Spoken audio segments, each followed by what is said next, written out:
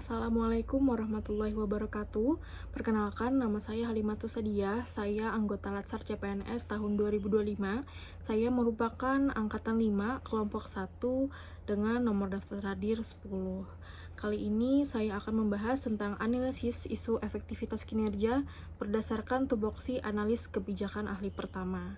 Saya ditempatkan pada pemerintah Kota Banjarmasin, yaitu Badan Pengelolaan Keuangan Pendapatan dan Aset Daerah. Saya ditempatkan di bidang anggaran. Kali ini saya akan membahas tentang tugas pokok dan fungsi serta uraian tugas saya, identifikasi 5 isu atau 5 masalah seputar efektivitas kinerja sesuai tupoksi, memilih masalah menjadi 3 dengan metode PKL dan menjadi 1 dengan metode USG. Selain itu juga akan membahas analisis akar masalah dengan menggunakan pohon masalah dan mengembangkan alternatif solusi setiap akar masalah tersebut. Nah, ini merupakan tugas pokok dan fungsi saya. Menurut Permen PEN-RB nomor 45 tahun 2013, tugas pokok dan fungsi analis kebijakan itu terdiri dari yang pertama, tugas pokok itu melaksanakan kajian dan analisis kebijakan, menyusun rekomendasi kebijakan, melakukan advokasi kebijakan, dan melakukan diseminasi kebijakan. Untuk fungsi yaitu penyedia informasi, evaluasi kebijakan, penyusunan naskah akademik, uji publik, dan yang terakhir komunikasi dan koordinasi. Untuk uraian tugas saya pada bidang anggaran Badan Pengelolaan Keuangan Pendapatan dan Aset Daerah Kota Banjarmasin yaitu dilaksanakannya penyusunan dokumen kebijakan atau regulasi teknis secara akuntabel, dilaksanakannya penyusunan RK SKPD dan DPA SKPD yang sesuai dengan prosedur dan ketentuan yang berlaku, dilaksanakannya penyusunan anggaran SKPD yang tersusun berdasarkan prosedur dan ketentuan berlaku, dan yang terakhir, pelaksanaan koordinasi, konsultasi, evaluasi, dan monitoring pengelolaan keuangan daerah sesuai aturan. Ini merupakan identifikasi 5 isu masalah seputar efektivitas kinerja sesuai tupoksi saya. Yang pertama, belum terkoordinirnya peraturan mengenai pedoman umum analisis standar belanja atau ASB, belum optimalnya pengelolaan informasi kode rekening untuk penyusunan RKA-SKPD. Yang ketiga, belum optimalnya penyesuaian kebijakan internal terhadap perubahan regulasi di tingkat pemerintah pusat yang sering berubah. Yang keempat, belum optimalnya dokumentasi hasil konsultasi pihak SKPD lain dengan bidang anggaran BPKPAD. Dan yang terakhir, belum optimalnya tentang mengenai tata cara penganggaran keuangan, peraturan penganggaran keuangan, dan sebagainya. Selanjutnya itu memilih masalah dengan metode APKL.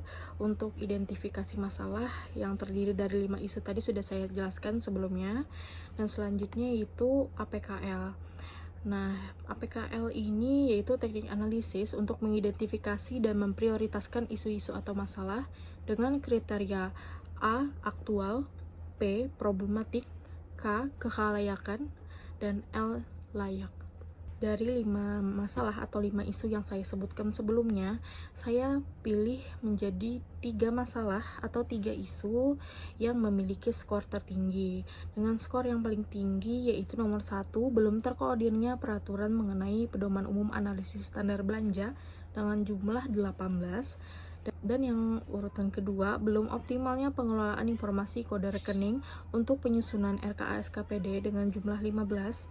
Dan yang terakhir, belum optimalnya tentang mengenai tata cara penganggaran keuangan, peraturan penganggaran keuangan, dan sebagainya dengan jumlah 15. Nah, selanjutnya saya akan memilih 3 masalah tersebut menjadi satu isu yang paling utama, yaitu seperti yang terlihat di layar.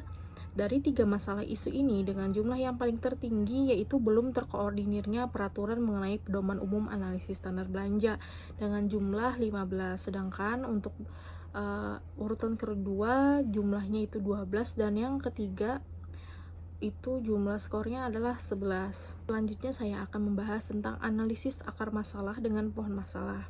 Nah, akibatnya itu tidak efektif dan efisiennya peraturan pedoman umum analisis standar belanja, dan sebabnya yaitu belum terkoordinirnya peraturan mengenai pedoman umum analisis standar belanja. Kenapa jadi belum terkoordinir? Setelah saya identifikasi, ternyata Hal ini terjadi karena kurangnya pemahaman pegawai terhadap analisis standar belanja. Yang kedua, pengelolaan data analisis standar belanja atau ASB tadi belum sesuai dengan ketentuan yang berlaku. Dan ketiga, belum adanya draft mengenai pedoman umum standar analisis belanja. Dan lemahnya sistem monitoring analisis standar belanja. Setelah saya analisis, maka saya akan menjelaskan apa sebabnya jika pedoman umum analisis standar belanja ini terkoordinir. Sebabnya yaitu meningkatkan pemahaman pegawai terhadap analisis standar belanja, pengelolaan data analisis standar belanja sesuai dengan ketentuan yang berlaku. Selanjutnya yaitu adanya draft mengenai pedoman umum analisis standar belanja, dan yang terakhir kuatnya sistem monitoring analisis standar belanja. Selanjutnya, saya akan menjelaskan tentang pohon alternatif, bagaimana cara untuk menempuh agar koordinirnya peraturan mengenai pedoman umum analisis standar belanja ini. Yang pertama, yaitu adanya pelatihan dan panduan untuk meningkatnya pemahaman pegawai terhadap analisis standar belanja. Selanjutnya, yaitu penerapan pengelolaan data analisis standar belanja yang sudah sesuai dengan ketentuan yang berlaku. Selanjutnya, revisi SOP dan usulan kebijakan draft pedoman umum analisis standar belanja. Dan yang terakhir yaitu menyusun instrumen monitoring dan evaluasi sistem monitoring analisis standar belanja. Sekian, terima kasih. Wassalamualaikum warahmatullahi wabarakatuh.